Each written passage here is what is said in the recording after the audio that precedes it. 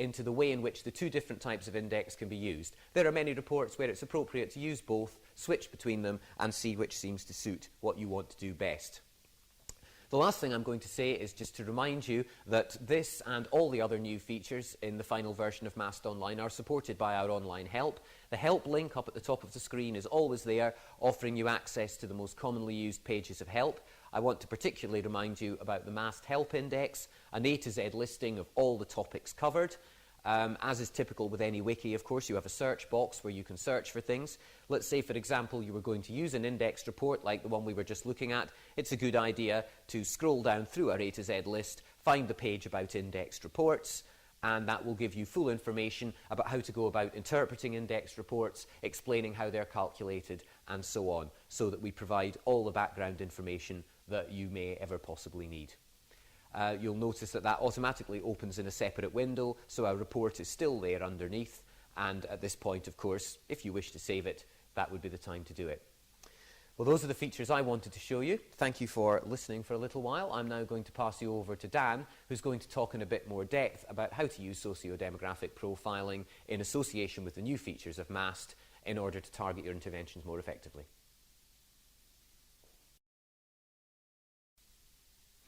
Thanks very much, Bruce.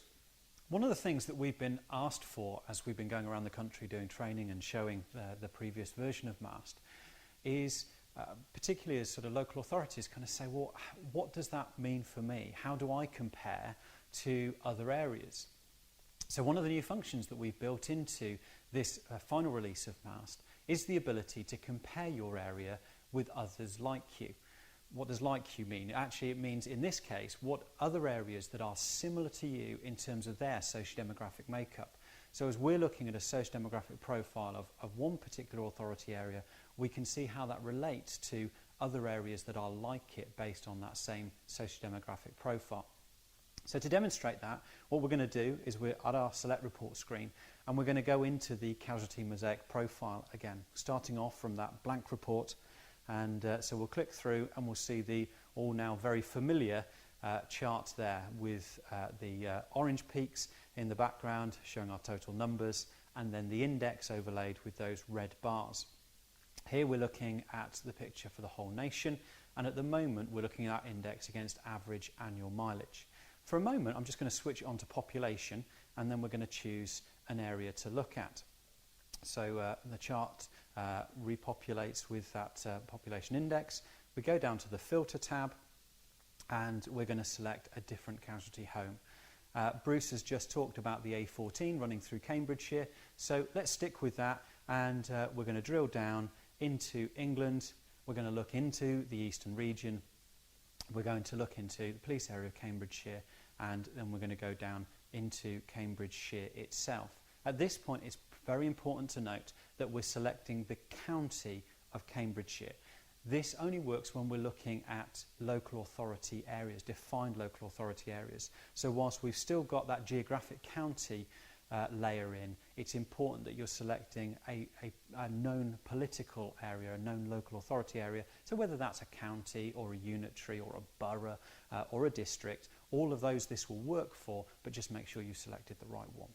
So we've selected the county of Cambridgeshire, we click on OK, and our chart once again will change to reflect the fact that we're looking at quite a different socio-demographic profile that exists in Cambridgeshire compared to the whole country. So we've got some interesting peaks here. We've got in our type Ds, we've got an index of 141, and down at the far end, again, we've got a big peak in those type Ks, index of 157, showing 57% overrepresented against the population. Now, the question for Cambridgeshire is, how does that make me compare to other authorities that might be like me? And maybe in the past we've looked at other authorities that we border, but what we can now do is find other authorities that are like us in terms of the composition of that local authority area. So if we go back to the top of the screen, we've now got a button that says Show Similar Authorities. If we click on that, it will bring up an extra dialog box for us. And straight away there, we've got the 10 authorities across the country that are most like Cambridgeshire in terms of their socio-demographic profile. And ranking number 1 in that box is Oxfordshire. So if we click on Oxfordshire, there it hyperlinks through, and it will recalculate that same chart for us, but it will show us the chart with Oxfordshire's figures in. So if we just close down the dialog box, we can see that actually many of those peaks in terms of numbers look like they profile quite similarly, but the indexes are very different. So we had that big peak of K's, 157 index score in Cambridgeshire. That's reduced right down to 121 in Oxfordshire. Again, the peak that we had in the D's was much higher in Cambridgeshire.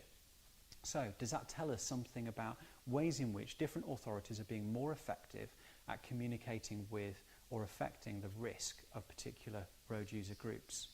Bruce has just shown us that we've got that new index that we can use now of average annual mileage. So it'd be quite informative to just switch this chart now from looking at Oxfordshire by population. We'll switch it into looking at average annual mileage.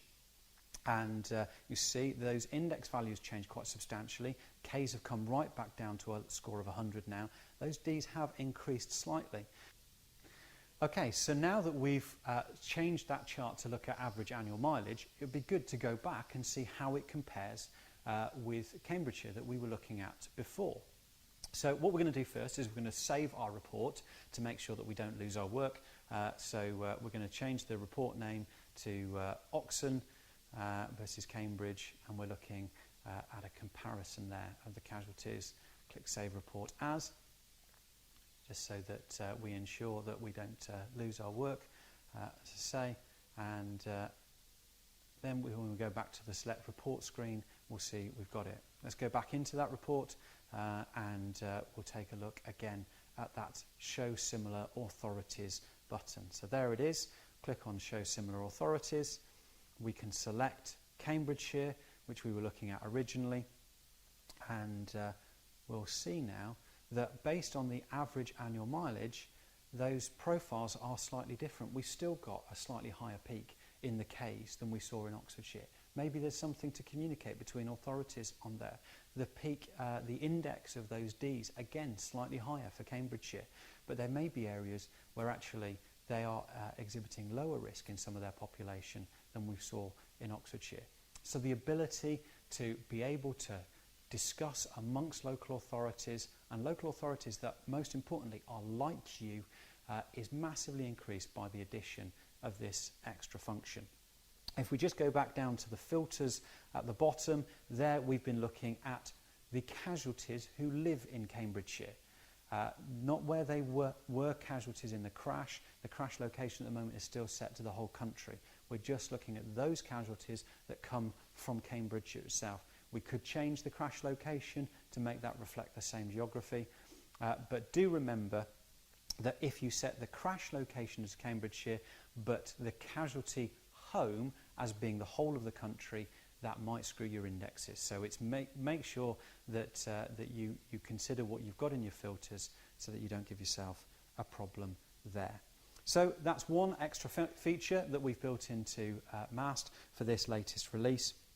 Also, just to say, if any of you are in parts of the country where unitarisation has hit you since the 1st of January 2009, that's not reflected just yet, but when the data gets changed to reflect the 2009 data, we will be adding those extra geographies in, so you'll be able to look at your authorities too. Now I'm going to hand back to Rich, who's going to sum up for all of us. Thanks very much.